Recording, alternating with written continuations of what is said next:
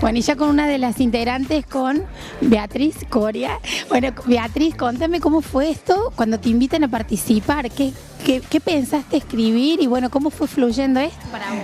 Bueno, de cualquier manera, como dijo Susana, fue en enero, y había que hacerlo ya, ¿viste? O sea, ayer. Así nos puso Susi, ayer, ¿viste? Bueno, y bueno, yo digo, ¿qué hago? ¿Qué escribo? Bueno, y me siento en el patio porque era pleno verano, me siento en el patio y escribo una historia que yo la llamé Lo que me pasó en mi vida. Y se la leo a mi esposo y me dice, está bien, está linda, está buena. Entonces, bueno, se la mando a Susana. Le escribo un mail y se la mando por correo a Susana.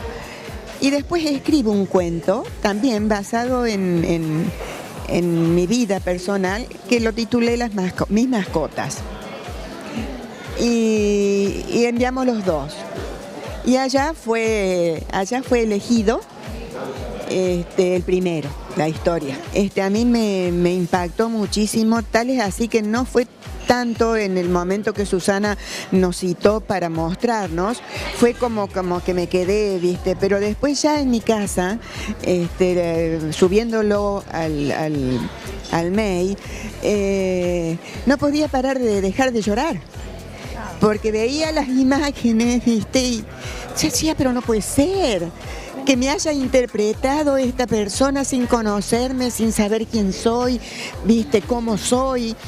Haberme interpretado de la manera que me interpretó. Eran 5 imágenes, pero fantásticas. En este caso pasó así. Cuando se inicia el PEAN por allá por el 93, fuimos juntos con mi esposo al taller de literatura, ¿no? Y allá nos pidieron que escribiéramos cuentos y yo todavía conservaba los 2 que habíamos escrito, que nacieron de una propia experiencia que pasó él cuando era chico. Una cuando era chico se llamó El Juramento, que bueno, habla de un niño que usaba la gomera, que entre varios amigos le habían regalado para poder hacerla, qué sé yo, y él con esa gomera mata a una palomita.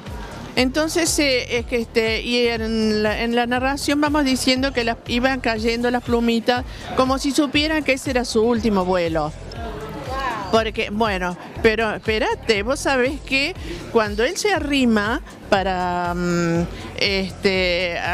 ver qué había pasado con esa palomita, otra palomita se acerca y empieza a batir las alitas y lo miraba desafiante a él, que era un niño, mi marido todavía cuando era chico. Entonces él le impresionó tanto eso que juró nunca más usar una gomera. Bueno, por eso se llama El Juramento. Ahora, vos no tenés idea de cómo interpretaron esa palomita cayendo. Porque medio como que la bordaron un poco encima y le clavaron la aguja en el corazón. Termina el cuento. Bueno, después arriba de la onda, cómo reemplazaron la onda puesta arriba de de un tronco de árbol, pusieron la onda, una gomera. Yo hice un cuento que se llama Partida Imprevista, sobre mi papá, sobre la historia de mi papá que ya falleció. Pero fue tan increíble que ellos pusieron todo como si me hubieran conocido, como si lo estuvieran viendo. Yo ponía que no teníamos las reuniones, que mi papá iba en moto, que mi papá jugaba a las bochas, que era carpintero, y ellos hicieron todas esas cosas y hasta a mí me dibujaron re lindo.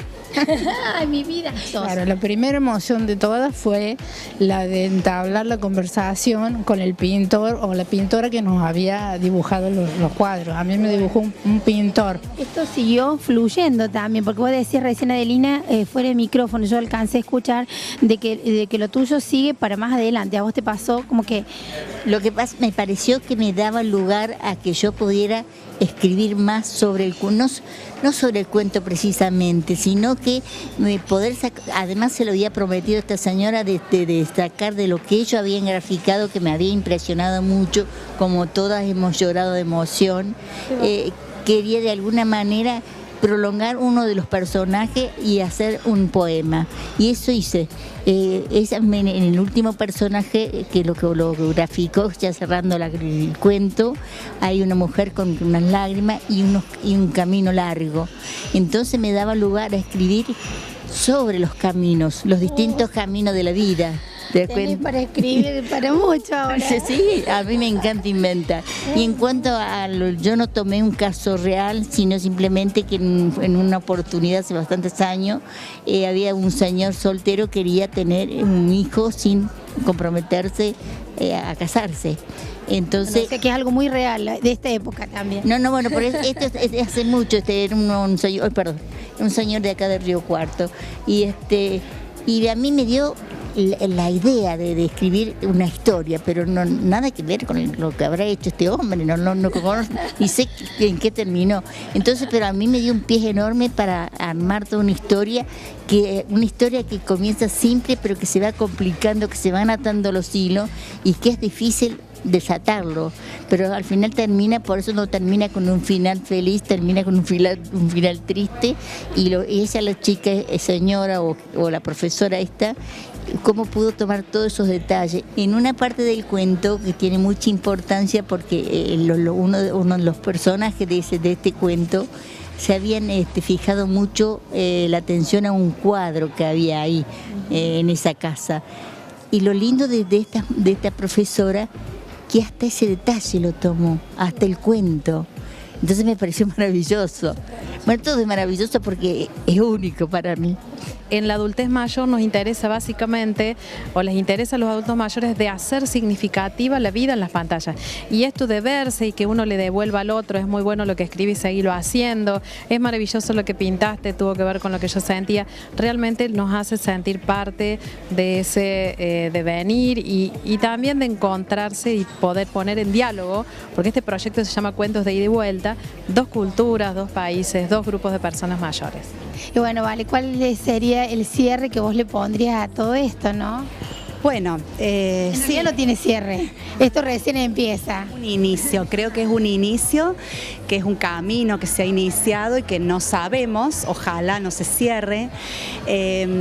Creemos desde, digamos, nuestro equipo, que cuando hablamos de equipo no hablamos solamente de los docentes, sino que lo extendemos y lo ampliamos a todos los que participan, a los adultos, que es posible gracias al trabajo conjunto. Esta producción surge en el contexto de los talleres literarios del PEAM, de la profesora Julieta Varela, que pertenecen a la Secretaría dependen de la Secretaría de Extensión de nuestra universidad. Y también nos parece importante que nuestra universidad como universidad pueda salir del claustro académico, pueda salir de ese espacio para poder avanzar hacia otros espacios, hacia un espacio de comunidad, a un trabajo que no sea solo un trabajo académico, intelectual, sino que sea un trabajo desde otro lugar, un encuentro con un otro desde otro lugar, desde los afectos, desde las emociones, y creo que está reflejando la producción, el trabajo, justamente está reflejando esa idea. Quisiera un agradecimiento grande porque vamos a mandar, Marisa, esta nota a España, se va a ver allá también tu programa, y un saludo enorme a Elisaberta, también a Cristina y a Manuela, que son las tres profes que provocaron por allá a su gente, que los ilusionaron y que, bueno, se llevó a cabo esta propuesta también desde allá.